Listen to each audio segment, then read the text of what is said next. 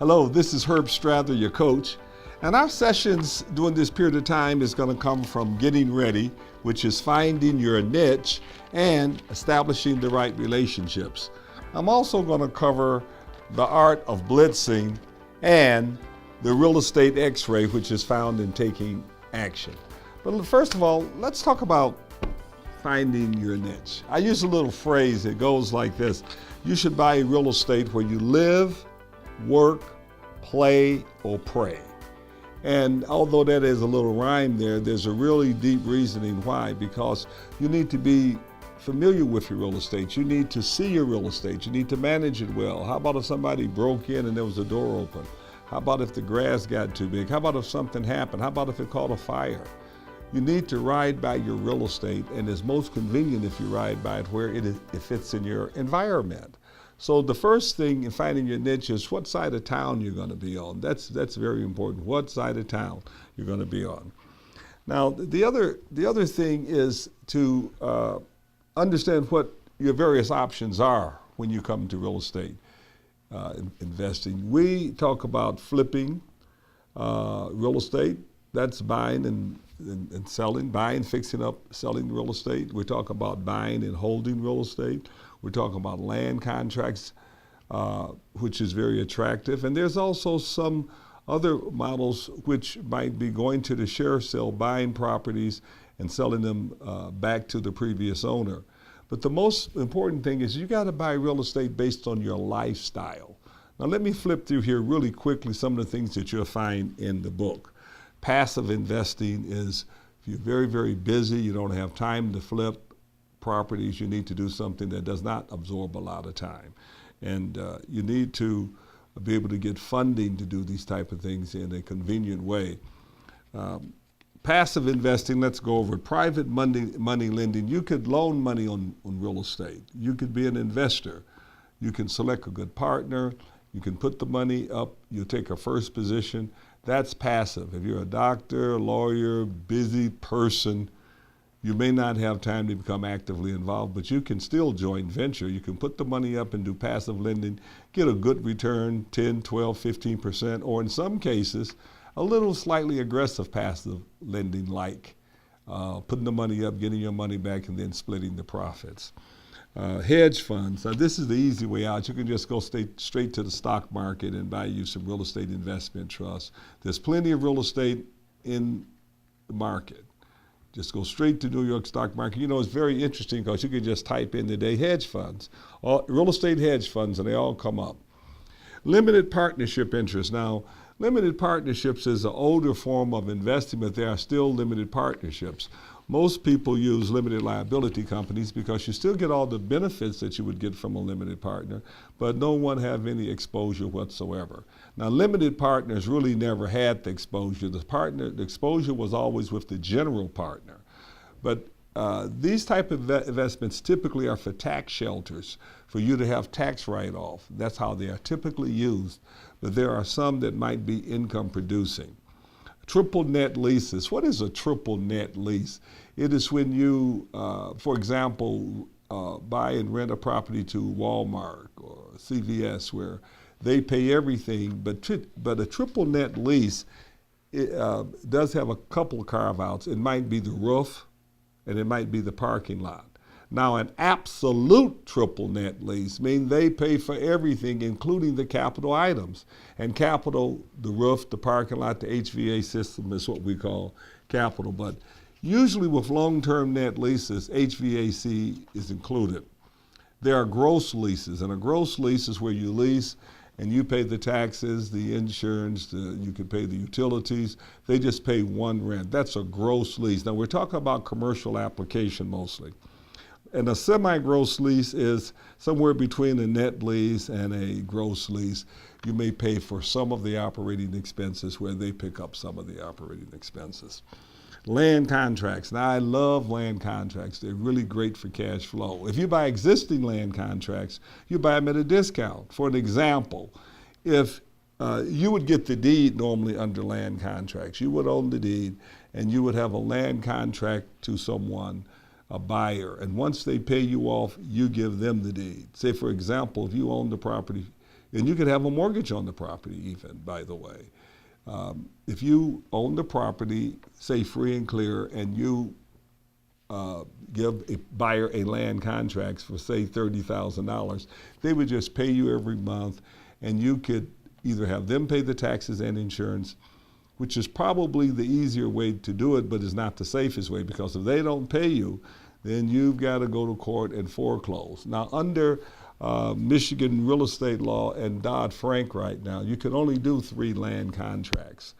You can only do 3, and then you have to file to be a mortgage company. So be very careful. Make sure that if you are invested in land contracts, whoever originate those land contracts is licensed as a licensed mortgage originator, a licensed mortgage originator. Ground leases, this is wonderful. I've done a few of those in my life. You know, in New York, they'll sell you the real estate, but they'll take a 100-year lease on the ground. We have a few of those now. Woodbridge Estates, for example, is a 100-year ground lease. I sold the Brighton Mall many years ago in Michigan. There is a long-term ground lease. Now, we have a ground lease at 7 Mile and Myers with the Kmart. I created a ground lease on that transaction. It was a limited partnership, but I converted it over to a ground lease because my church was going to be the limited partner, and they couldn't use a tax write-off. I said, developer, you take the tax write-off and give us a ground lease. That's a passive deal, and that's another very good way of securing yourself and making sure you have a first position. Now, you could subordinate a ground lease. That means that if someone's going to put a mortgage on it, you could tell the mortgage interest they're first, you're second. That's a little risky, because if the person does not pay the mortgage payment, then the mortgagee, the mortgage company, can foreclose and wipe you out. Now, another way to do the ground lease, which perhaps would make it safer, is just to charge a small amount of money under the ground lease and don't subordinate. You know, in other words, they don't want to be caught paying you ground rent and they're not getting their mortgage payments. But if the ground rent is suspended in the period of default, then that can help keep you in the deal if there's a default by the lessee itself. And the lessee in this case would be Home Depot or Kmart.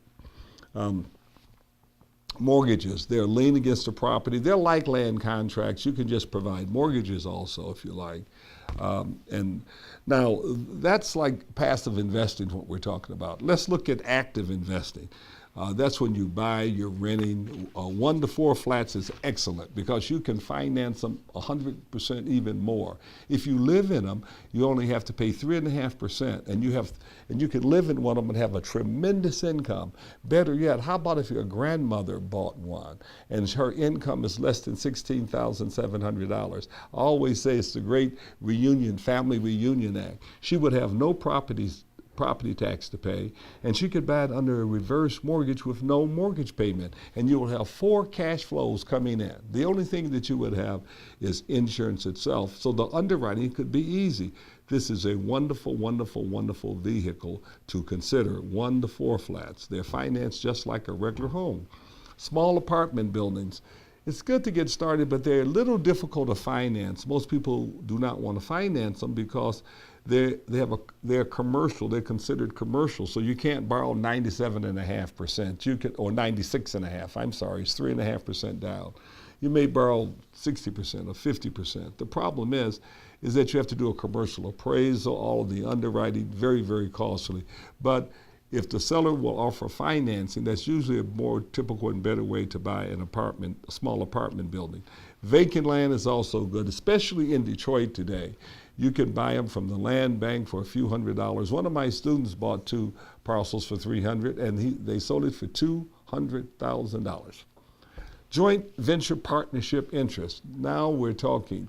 If you are a partner, you can contribute something. You can contribute cash, you can contribute repairs, you may be a contractor, or you may be the person to put it together. What is your interest? In a partnership, you have to do one or the other. You have to either fund, finance, fix, or flip the deal. You play one of those roles in a partnership, and you could have a partnership interest. General partnership interest. it's kind of there's not too many general partnerships. Like I said, the limited partnerships have taken over because they're much more convenient for them.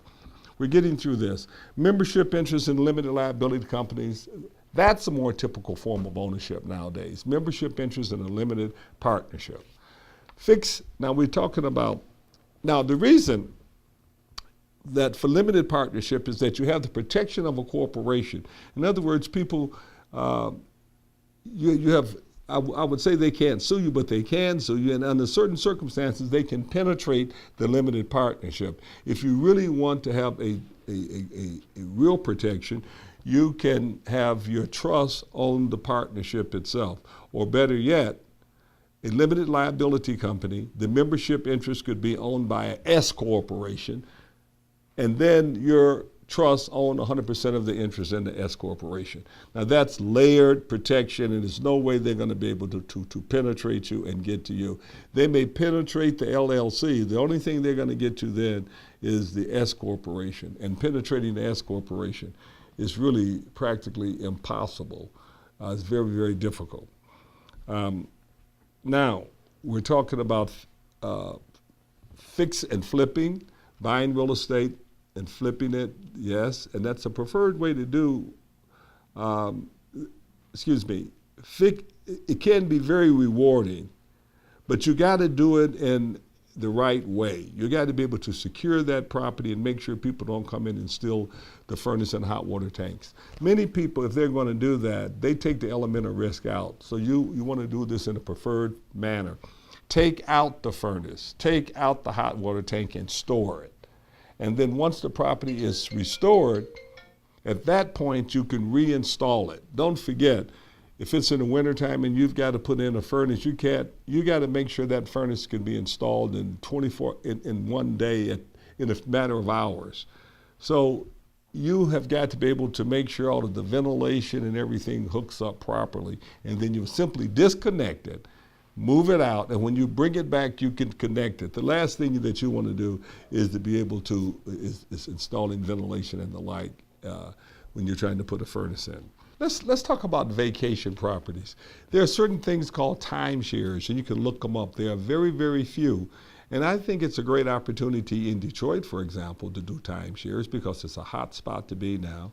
And there are literally no timeshares that I'm aware of in Detroit whatsoever.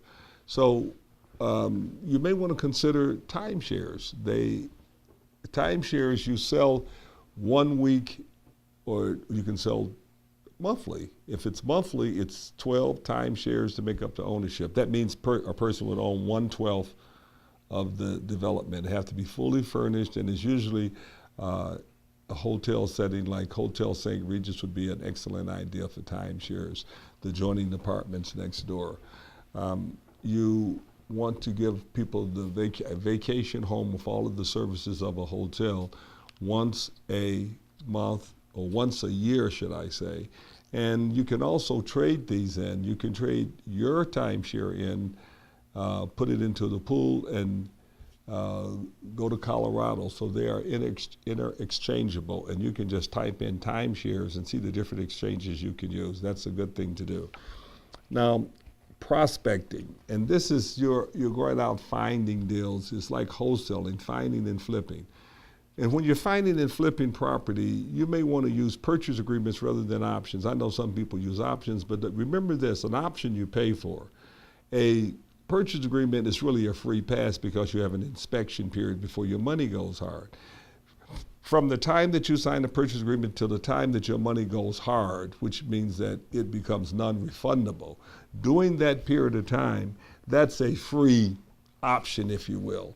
And you want to run fast as you can to flip that property. But what you want to do is as much homework as you possibly can before you tie the property up. This is called wholesaling today. And you can prospect.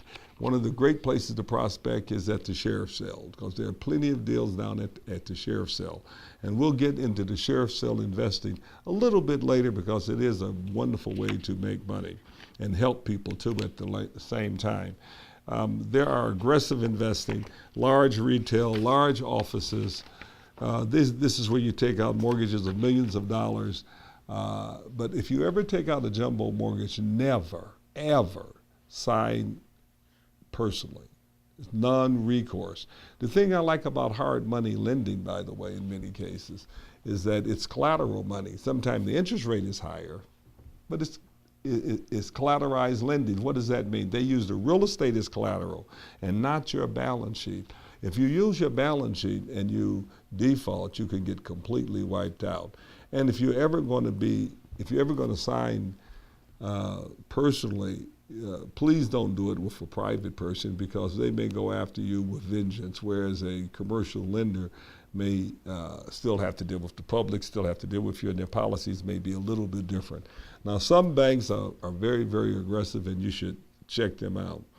New developments are perhaps the riskiest but the most rewarding type of investments. You never know what's going to happen when you go into the ground, and some of these developments could take 10 to 15 years. Look at Woodbridge. We started it in 2002. It's 2017, and we're just now wrapping up our final phases. And we went through a tremendous boom and a tremendous recession. And almost for sure, during the cycle of a large development, a recession is going to come in there somewhere. So you got to do it with passion, and you got to love what you're doing, and you will get a great reward, but it is risky, and it will take a lot of time. I tell people, I'd rather buy one that's a failed development rather than have to start from day one, because you have to have all of the pieces together. So consider weighing out the ideal of just leveraging, acquiring rather than developing.